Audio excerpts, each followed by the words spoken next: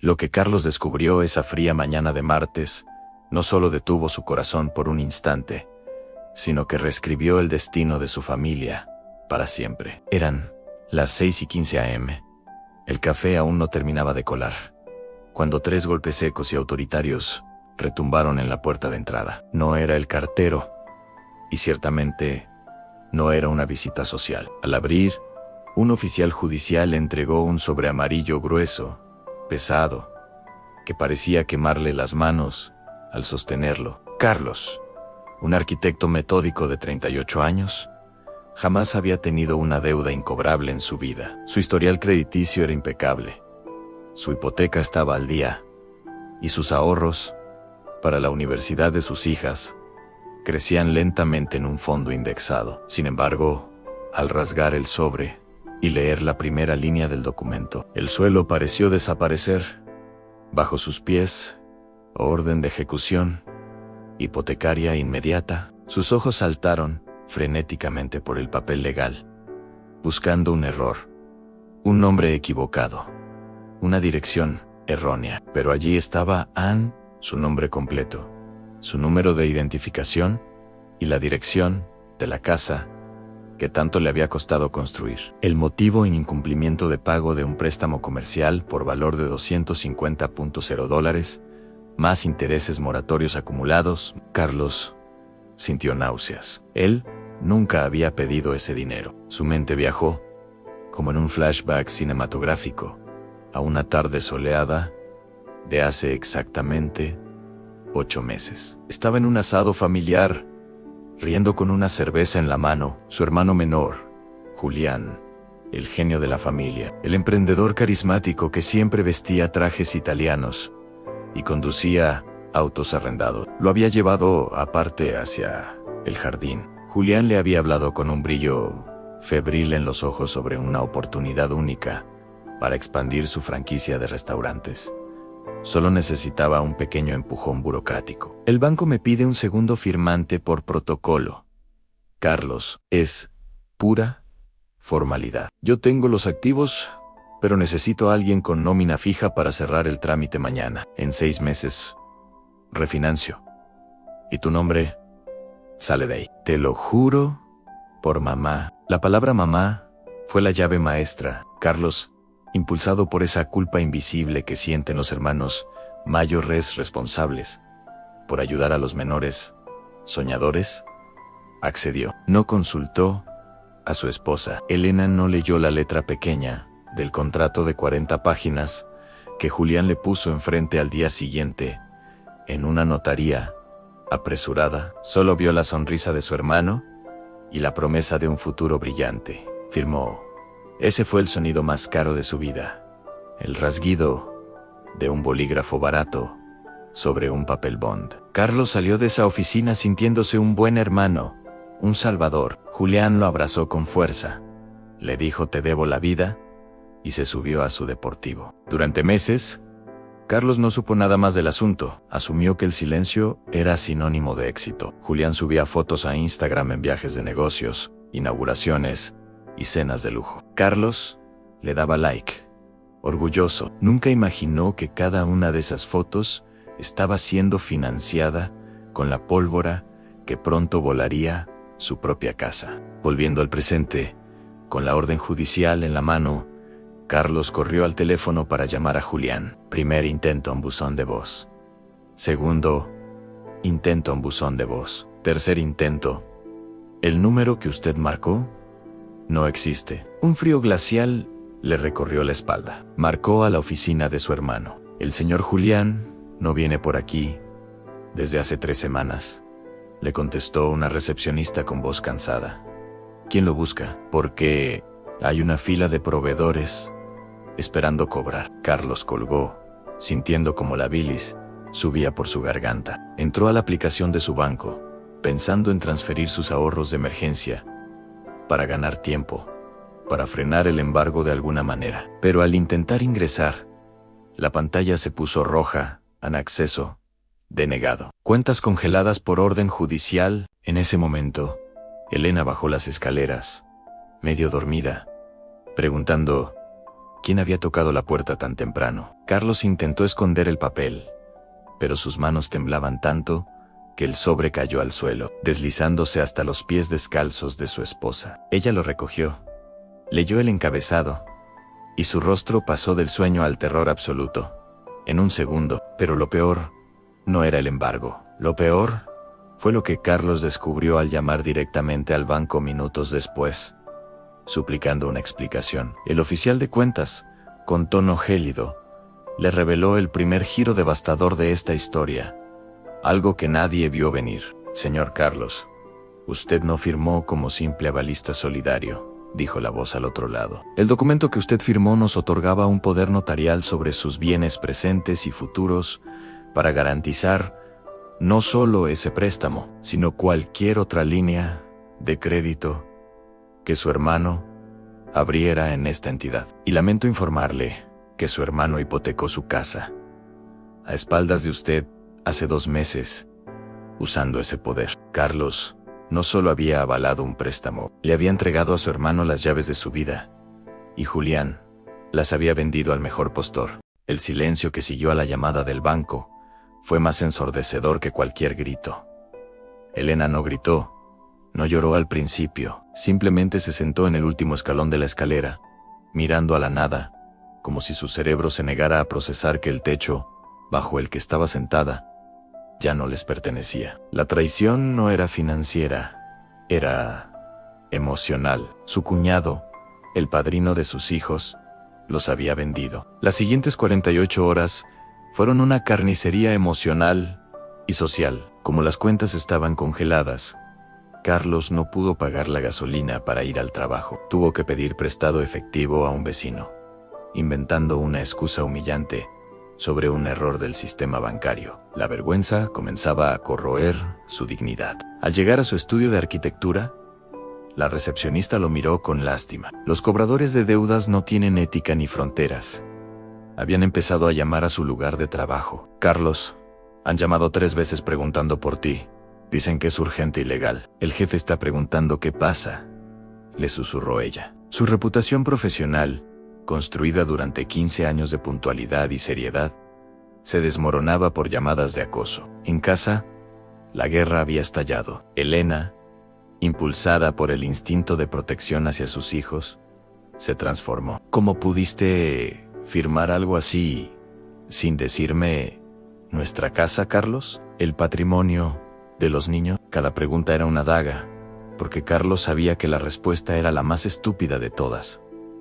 Por ego, por querer ser el hermano mayor protector, por ingenuidad financiera, intentaron buscar asesoría legal. El abogado, un hombre canoso y pragmático, revisó los documentos y se quitó las gafas con pesadumbre.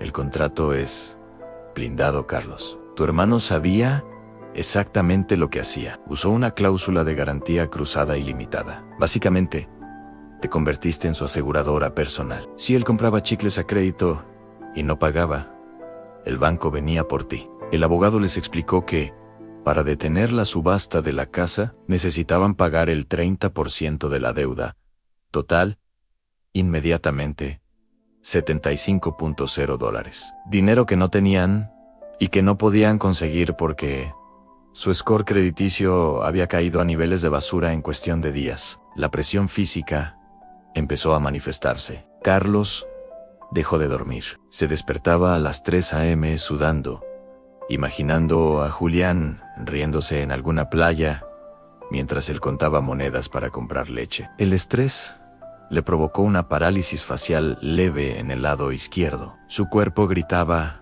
lo que su mente intentaba reprimir. Decidió ir a casa de su madre, la única persona que podría saber dónde estaba Julián.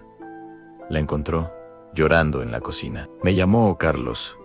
Me llamó ayer, confesó la anciana, destrozada. Me pidió dinero. Dijo que si no pagaba a unos inversionistas privados, lo iban a matar. Ahí Carlos comprendió que el agujero era más profundo. Julián no solo debía al banco, debía a prestamistas informales, tiburones de la calle. El banco era el menor de sus problemas.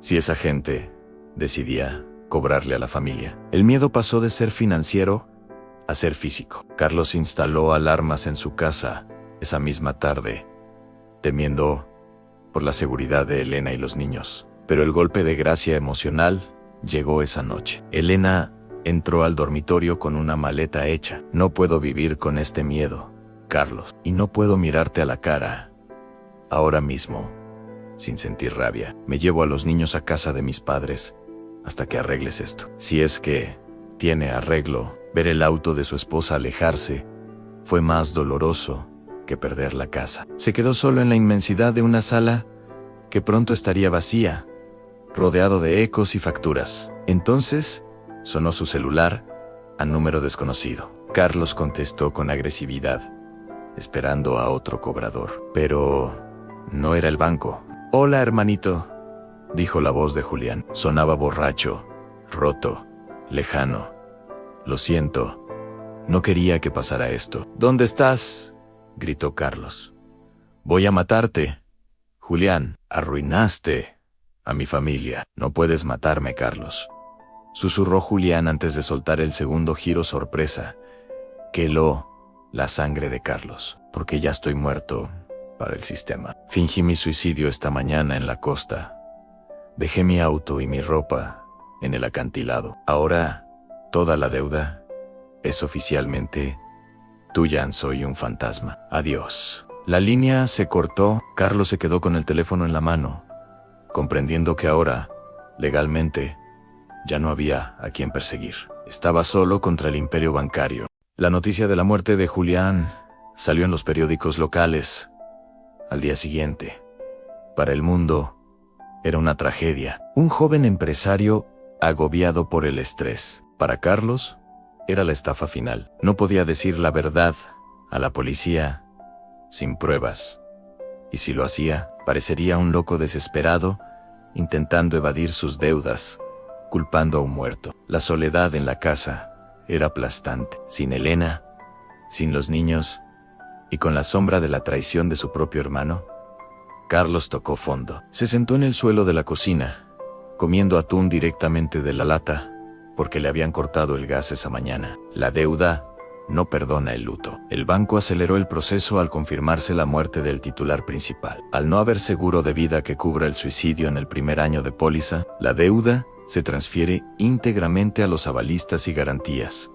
Rezaba la carta. Era una maquinaria perfecta de destrucción patrimonial. Carlos empezó a vender todo: el televisor, los muebles de diseño, su colección de relojes, incluso las joyas que le había regalado a Elena, según su permiso telefónico. Entre lágrimas, cada objeto vendido era un pedazo de su historia, rematado por centavos. Sentía una culpa tóxica. Se miraba al espejo y veía a un imbécil. «¿Cómo fui tan ciego?», se repetía. «Soy un experto en finanzas domésticas y caí en la trampa más vieja del mundo, la confianza ciega». Aprendió la lección más dura de las finanzas personales: el riesgo moral. Había asumido el riesgo de las acciones de otros sin tener control sobre sus decisiones. Había puesto su seguridad en manos de alguien que no tenía nada que perder. Entendió que decir no a la familia no es egoísmo, es supervivencia. Es un acto de amor hacia tu propio futuro y el de tus hijos. La depresión lo golpeó fuerte. Hubo una noche, la más oscura de todas, donde consideró simplemente dejar las llaves en el buzón y desaparecer él también. Huir a otro país, cambiar de nombre, empezar de cero lavando platos. El peso de la injusticia era insoportable, porque él tenía que pagar los platos rotos de la fiesta de otro.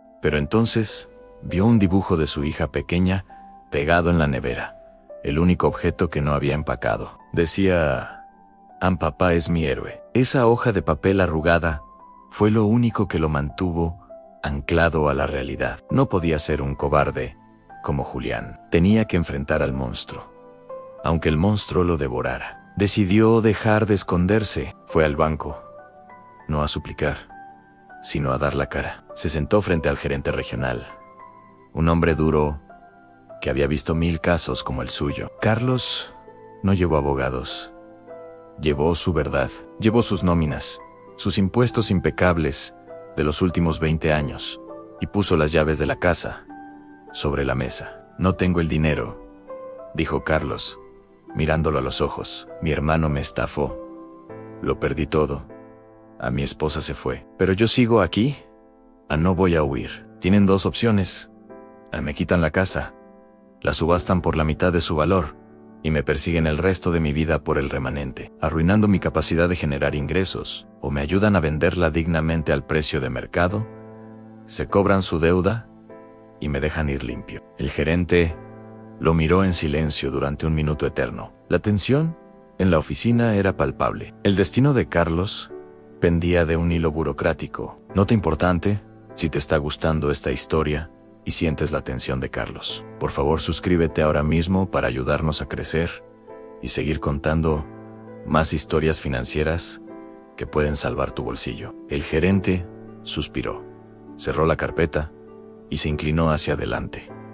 Carlos, el banco no quiere casas, quiere dinero, pero hay un problema. La deuda de tu hermano tiene una cláusula de penalización que tú no conoces y que hace que la venta de la casa no sea suficiente para cubrir el total. Parecía que no había salida. La oscuridad volvía a cerrarse sobre Ellen.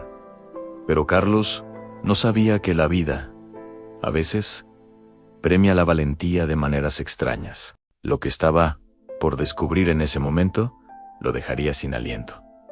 Pero esta vez, la sorpresa no venía del banco, sino de la policía. Justo cuando el gerente estaba explicándole que quedaría debiendo $50.0, incluso después de perder la casa, el celular de Carlos vibró. Era un detective de la unidad de fraudes. Señor Carlos, necesitamos que venga a la morgue. Hemos encontrado un cuerpo, pero las huellas no coinciden con las de su hermano Julián. El corazón de Carlos dio un vuelco. El suicidio había sido un montaje chapucero. Julián había matado a un vagabundo, le había puesto su ropa y lo había lanzado por el acantilado para fingir su muerte.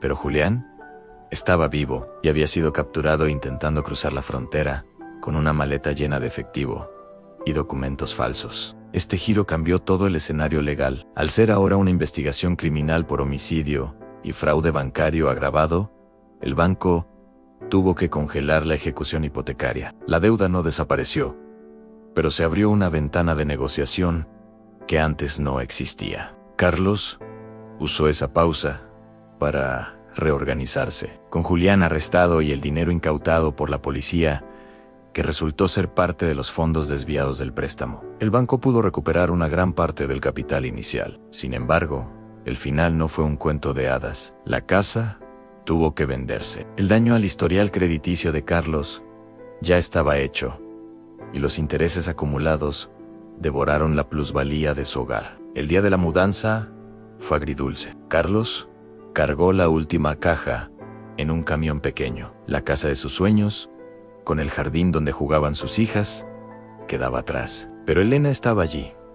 A su lado había vuelto, no porque el problema de dinero se hubiera resuelto mágicamente, sino porque Carlos había demostrado integridad en el momento más oscuro. Habían perdido el ladrillo, pero habían recuperado la confianza. Carlos se mudó a un apartamento de alquiler, pequeño, de 2 habitaciones, sin lujos, sin jardín. Pero esa primera noche, al cenar pizza en el suelo, con su esposa y sus hijas, sintió una paz que no había sentido en años. No debía nada a nadie. Julián fue condenado a 15 años de prisión. Carlos lo visitó una sola vez. A través del cristal, vio a un hombre demacrado, sin sus trajes caros, sin su arrogancia. ¿Por qué?, preguntó Carlos. Porque quería ser como tú, pero sin el esfuerzo, respondió Julián. Quería el atajo. Carlos salió de la prisión y caminó hacia su auto usado. Había perdido 10 años de ahorros y su propiedad, pero había ganado una maestría en realidad. La moraleja financiera fue brutal, pero valiosa en tu firma. Es tu patrimonio. Nunca, bajo ninguna circunstancia, ni por amor, ni por sangre, ni por lástima, pongas tu futuro como garantía de los sueños o pesadillas de otra persona. Si el banco no confía en ellos para prestarles dinero sin tu aval, tú tampoco deberías hacerlo. El amor paga facturas emocionales, pero el dinero requiere contratos fríos. Carlos encendió el auto y sonrió levemente. Estaba en quiebra técnica, pero era libre. Y la libertad, descubrió, es el activo más valioso de todos.